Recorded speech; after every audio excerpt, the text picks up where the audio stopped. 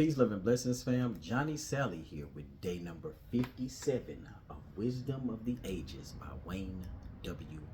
Dyer. We got 3 more days to go. If you have missed any of the previous recordings, you can catch them on TikTok or YouTube at Loyalty Life, spelled Lyfe Legacy LLC. It has been a very beautiful journey through this book. And as I said, I'm going to expand this into other readings, and any topics that anybody wants to shell out, then go ahead, by all means. But day number 57, nonviolence. The nonviolent approach does not immediately change the heart of the oppressor. It first does something to the hearts and souls of those committed to it. It gives them a new self-respect. It calls up resources of strength and courage that they did not know they had. Finally, it reaches the opponent and so stirs his conscience that reconciliation becomes a reality. Dr. Martin Luther King Jr. Dr. Martin Luther King Jr. was a Baptist minister and passionate fighter for civil rights through nonviolent action. He was felled, it says, by an assassin's bullet in 1968, but we're not gonna hold no punches. He might have got hit by the bullet, but we know the heavier work was done once he went to the hospital. So yeah, as I said, in reading books like this from time periods that were past with technology that we have, there's always new information. So yeah, let's get into it though. This quote from Dr. Martin Luther King Jr. reminds me of a story about the Buddha. Also, little hit. There are over millions of Buddhas. So just because they speak of the Buddha doesn't mean it's always the same. I'll give you a perfect example. This is Namo Amitabha Buddha, the Buddha of celestial light. You also have Shakyamuni Buddha. You have the medicine Buddha. That, like I said, there are tons of Buddhas, but this is where you have to do your research for yourself. So, it seems that a man had heard of the reputation that Buddha had for being peaceful and nonviolent, regardless of what he encountered in life. This man decided to test the Divine One, and he traveled a long distance to be in his presence. Why do people do that? I just got a question. Why do people do that?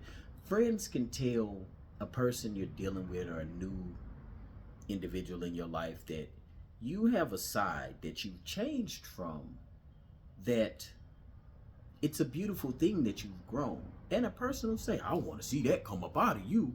I want to see that side. I want to see that side. What is it in a person's conscious that wants to see? Maybe it's because they want to see the raw side of somebody and they feel like you're not being truly who you are. But when you understand that everybody's onions, you don't want to see those sides of people. And if you do see it, you hope you're standing behind them. But I digress. Let's continue on. This man decided to test the Divine One, and he traveled a long distance to be in his presence. This man spent money to go try to piss off the Buddha. For 3 days, he was rude and obnoxious to the Buddha. He criticized and found fault with everything the Buddha said or did. Now, if you know this is a Divine One, you know the Buddha already knew you was coming out there on some bullish. He verbally abused the Buddha, attempting to get him to react angrily. Yet the Buddha never faltered. Each time he responded with love and kindness. Finally, the man could take it no longer. How could you be so peaceful and kind when all I've ever said to you was antagonistic? He said. The Buddha's response was in the form of a question to the man. If someone offers you a gift and you do not accept that gift, to whom does the gift belong?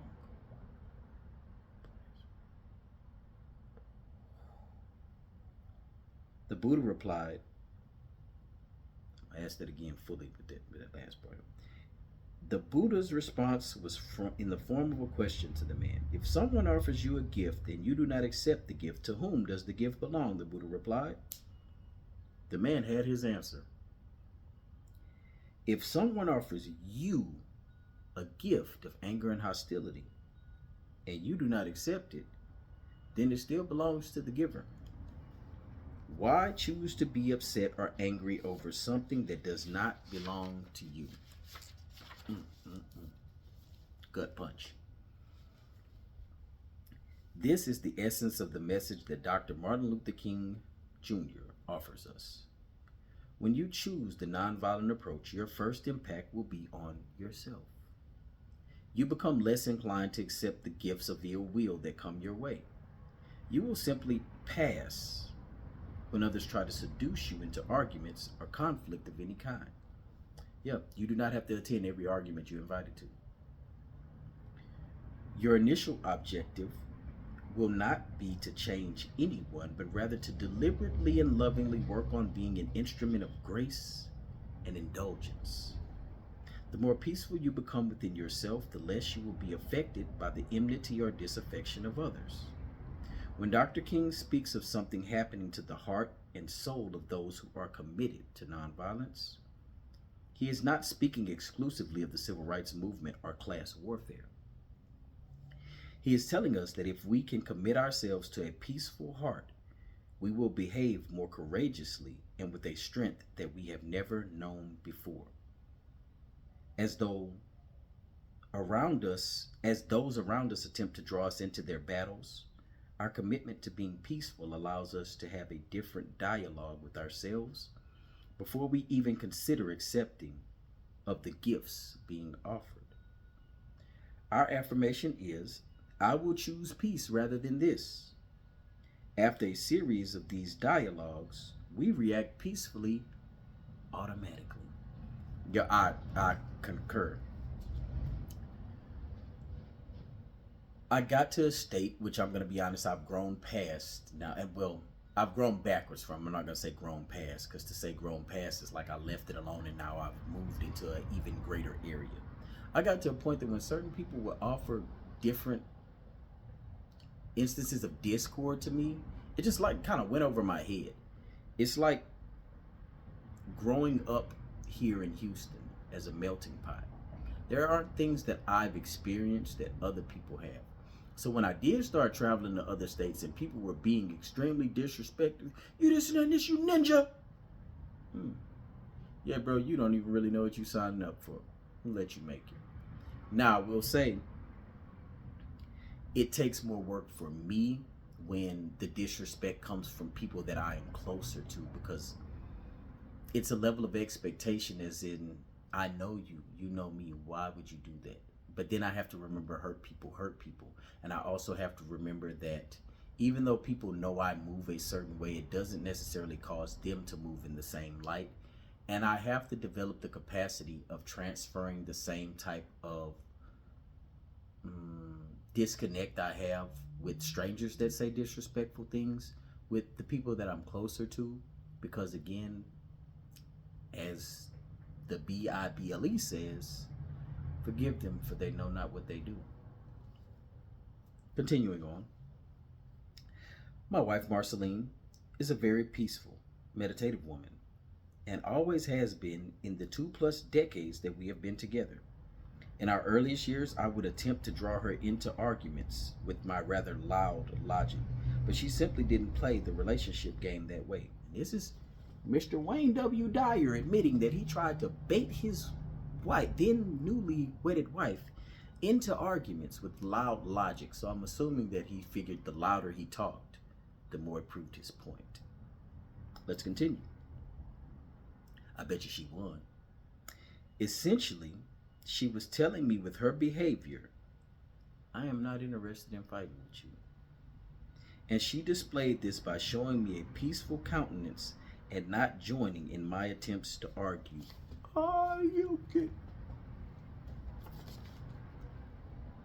That may take some time, especially if you're dealing with a person who is extremely disgruntled, volatile, and they need the energy of arguing. Before long, I realized that I was not going to bulldoze this woman into thinking my way.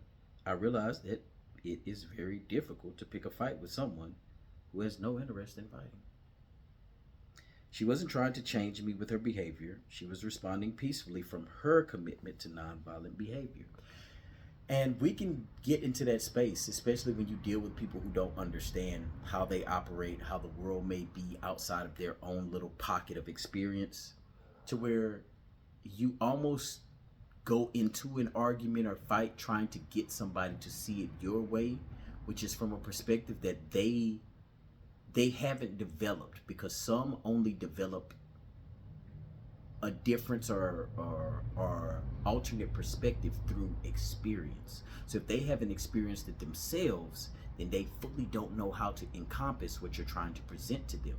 Now maybe a time will pass and then it'll happen, and those who are more honorable will come back and say, hey man, you remember we was having that conversation, this happened, and it shifted my perspective on it. Continuing on. As you read and reread these beautiful words of Dr. King, remind yourself that your objective in choosing to be a nonviolent person is not to change anyone or to fix the world. Your objective is to give yourself the self respect that you deserve as a divine creation of the Creator of all, and to remove the pain associated with conflict and dis ease. You get that? Disease, dis ease, the state of not being at ease. You will then begin to effortlessly radiate that strength of self-respect and peace and impact those around you simply by your presence. It was said of Buddha and Jesus Christ, Yahshua, Emmanuel, however you choose to go about that just their presence in a village and nothing more would raise the consciousness of those around them. You have probably experienced this when you were around highly evolved, peaceful people. Yes, Stream Master Gano Grills and many of the individuals in Galacticus will definitely make you step out of your vibrational frequency indifference when you're around them. You have probably experienced this when you were around highly evolved, peaceful people. They seem to radiate pheromones of love that make you feel peaceful and more self-assured. It is my experience that we can literally change the energy of any environment by making the decision to implement an affirmation such as this one from A Course in Miracles. I will be peaceful and nonviolent regardless of the offerings directed to me. I have practiced sending out nonviolent pheromones of energy in many situations where I used to think I had no power whatsoever. In grocery stores, when I hear or see parents who are being abusive towards a child, I literally move into the energy field and allow my peaceful, loving energy to impact that field. It sounds crazy, but it always seems to work. And as Dr. King puts it so eloquently, it reaches the opponent and so stirs his and her conscience, not conscious. If you don't know the difference, go look them up. The conscience that reconciliation becomes a reality. When children are the ones being abusive and wanting to argue, let them see a real live example of a person who is unwilling to be so engaged. And it's usually easy to do that with children than it is with adults. In your relationships with family or other adults, let them see a heart and soul first and foremost, who is at peace. It is always a choice to participate in malevolence or benevolence, even if you feel you are being baited. Recall the words of the Buddha and the gift and know that the nonviolence that Dr. King preached and lived is an example that applies to each of our lives every day. To become a part of this nonviolent movement, try these suggestions. 1. Catch yourself before reacting to violence of any kind with more violence, and vow to be an instrument of peace, as all our spiritual teachers have encouraged us to be. 2. Work on yourself each day, literally every day, to bring a more peaceful stance into your life. Take time to meditate, practice yoga, read poetry, go for solitary walks, play with children and animals, or do anything that will give you a feeling of love and being loved. It sounds like them old videos for dating sites. I love to walk on the beach, be peaceful with children, meditate. 3. Make a specific effort to remove violent input from your life. The newspapers and news reports that attempt to titillate your curiosity about hostility and malignant hatred by filling you with endless reports take you away from your peace. Turn away from these sources, and each time you hear these reports, remember that for every act of inhumanity to man, there are thousands of acts of kindness. I tell people that all the time. I do not watch the news. Every once in a while when people bring it to me about what's going on social media, I'll tap into it. But I'm so completely separate from the programming of violence, hatred, malice, ill will, poverty, and a myriad of other things. And I apologize for even projecting all of those words because they have a vibrational frequency. 4. Remember this ancient Chinese proverb. The sage does not talk. The talented ones talk, and the stupid ones argue. I'll leave with this last question. If a fool and a wise man are arguing in the street, do you know which one is which? Nonviolence and the practice of nonviolence shows you have grown to a different area. And of course, we are spiritual beings having a human experience. If you fall back from time to time and allow somebody to bait you into an argument or accepting the gift of nonviolence or the gift of violence opposed to nonviolence, don't beat yourself up. Just get back on track. Thank you for being here for yourself more so than anything else. I ask that you walk in love, walk in light, walk in peace, and know that you are loved.